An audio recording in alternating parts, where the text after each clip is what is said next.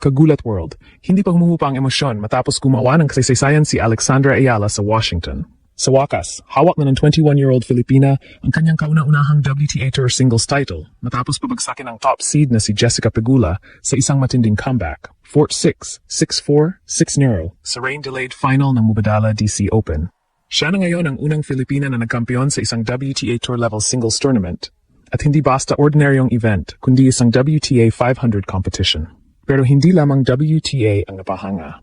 Maging ang 22-time Grand Slam champion at tennis legend na si Rafael Nadal ay personal na bumati kay Alex sa social media. Congratulations at AlexAyala05. What an incredible week in Washington. A well-deserved trophy for all the hard work. Congratulations to the Philippines and to the entire Rafa Nadal Academy team. Napakalaking bagay nito dahil produkto si Alex ng Rafa Nadal Academy sa Hindi lamang ito simpleng congratulatory message. Para itong pagkilala mula sa isa sa pinakamagagaling na manlalaro sa kasaysayan na sulit ang lahat ng sakripisyo, ensayo at paghihintay ni Alex. At habang bumabati si Nadal, nag-aalab naman ang social media. Sa screenshots ng WTA Reels na ibinahagi ninyo, may Alex videos na umabot na sa mahigit 1.9 million at 2 million views. Habang patuloy na pinupuno ng fans ang comment sections. Hindi na lamang ito championship ni Alex. Tagumpay ito ng buong Pilipinas. May mga tagumpay na sinusukat sa trophy, ranking points at prize money. Pero mayroon ding mga tagumpay na mas lalong nagiging makapangyarihan kapag kinilala ng mga taong minsang naging inspirasyon at pundasyon ng iyong career. Yan mismo ang nangyari kay Alex. Matapos ang kanyang makasaysayang championship run sa Washington, nag-post si Rafael Nadal ng isang mensahe para sa Filipina champion. Pinati niya hindi lamang si Alex kundi pati ang Pilipinas at ang buong Rafa Nadal Academy. Tinawag niyang well-deserved ang trophy at binigyang diin niya ang matinding trabaho sa likod ng tagumpay. Napakalalim ng koneksyon nito sa journey ni Alex. Bata pa lamang siya nang lumipat sa Spain upang magsanay sa Rafa Nadal Academy. Doon niya binuo ang disiplina, physical conditioning, tactical maturity at mental toughness na kailangan para makasabay sa pinakamahusay na manlalaro sa mundo. Ang paglipat sa ibang bansa sa murang edad ay hindi simpleng desisyon. Kailangan niya magpapalayo sa pamilya, mag-adjust sa bagong kultura at makipagsabayan araw-araw sa mga batang may pareho ring pangarap na makarating sa elite level ng tennis. Kaya nang mismong si Nadal ang bumati, parang nagsara ang isang malaking bilog sa kwento ni Alex. Mula sa batang nagsasanay sa akademiyang may pangalan ni Nadal, ngayon ay isa na siyang WTA 500 champion na ipinagmamalaki mismo ng Spanish legend. Pero linawin natin, hindi literal na ginulat ni Alex si Nadal na parang hindi siya naniniwala sa kakayahan nito. Matagal nang nakita ng Academy ang potential ni Alex. Ang tunay na nakakagulat ay kung gaano kabilis at kalakas ang pag-angat niya sa pinakamataas na antas ng women's tennis. Sa Washington, hindi lamang siya nakalusot sa magandang draw.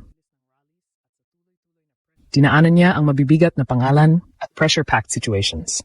Sa final contra kay Jessica Pegula, natalo siya sa opening set, 4-6. Sa puntong iyon, pwedeng bumigay ang isang inexperienced finalist, lalo na laban sa top seed at isang established American star na suportado rin ng home crowd. Pero hindi bumigay si Alex. Kinuha niya ang second set, 6-4, bago tuluyang kontrole ng deciding set sa pamamagitan ng isang napakalinaw na 6-0 bagel. Ayon sa match reports, naging mahalaga ang kanyang left-handed serve, aggressive baseline play, at kakayahang panatilihin ang pressure habang unti-unting nawawala ang rhythm ni Pegula.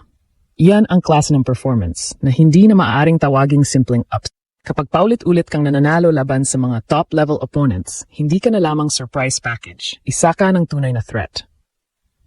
Mas lalong naging makasaysayan ng tagumpay dahil si Alex ang unang Filipino player na nakakuha ng WTA Tour level singles crown.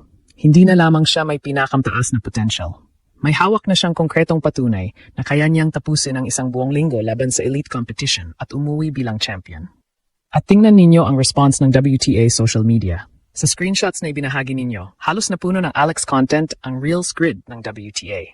May mga celebration clip na lumampas sa 1 milyon at may ilan pang umabot sa humigit kumulang 2 milyong views.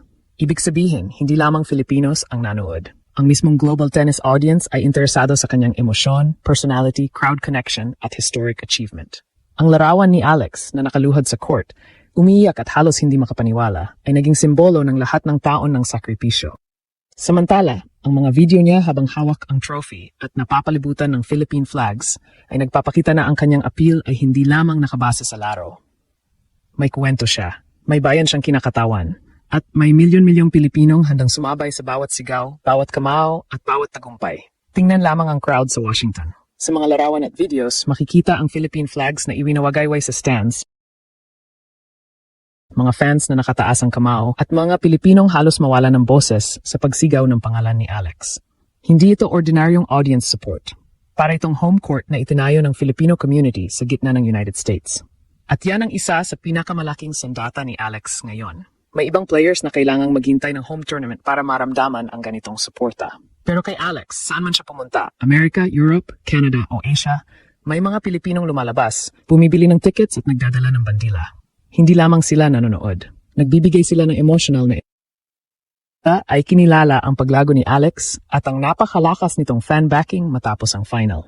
Ipinakita nito na ramdam maging ang kalaban ang presensya ng Filipino crowd. At isipin ninyo ang eksena, natalo sa first set si Alex, naantala pa ng ulan ang laban at kailangan niyang bumalik sa court na dala ang pressure ng isang buong bansang naghihintay. Pero sa halip na lamunin ng kaba, ginawa niyang gasolina ang emosyon. Nanalo siya sa second set. Pagdating sa third set, hindi na niya binigyan ng pagkakataon si Pegula na makabalik. 6-0. Hindi lamang niya tinapos ang laban. Tinapos niya ito na parang gusto niyang ipaalam sa buong WTA, handa na siyang maging champion. Ang trophy na iyon ay produkto ng matinding consistency sa buong tournament. Sa semifinal, tinalo niya si Naomi Osaka 6-4, 6-2 sa loob lamang ng 76 minutes. Bago iyon, pinabagsak din niya ang defending champion na si Leylah Fernandez 6-2 in sets kahit nakahabol siya mula sa 1-5 deficit sa second set. Ibig sabihin, hindi tsamba ang championship. Kailangan niyang lampasan ang dating Grand Slam champions, top-ranked players at mga kalabang may napakalaking experience. Sa bawat round, iba ang problema. May power, may defense, may counterpunching at may pressure mula sa crowd at expectations. Pero paulit-ulit na nakahanap ng sagot si Alex, kaya napakahalaga ng mensahe ni Nadal. Hindi ito celebrity reaction lamang. Galing ito sa isang champion na nakakaalam kung gaano kahirap manalo sa pinakamataas na level.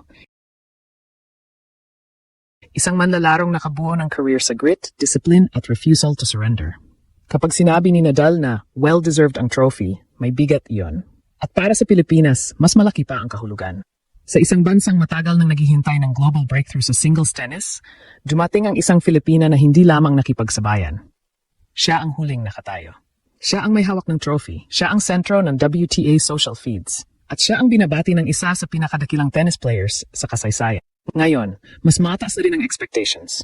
May ranking points na kailangang depensahan, mas maraming kalabang mag-aaral sa kanyang tendencies at mas malaking pressure sa bawat tournament. Pero iyon ang magandang problema ng isang tunay na champion. Hindi na nagtatanong ang mundo kung kaya ba ni Alex. Ang tanong ngayon, hanggang saan pa siya makakarating? Dahil matapos ang Washington, malinaw na ang mensahe. Hindi lamang dumating si Alex sa WTA. Nagpasabog siya, gumawa ng kasaysayan at pinasiklab ang pagmamalaki ng buong Pilipinas.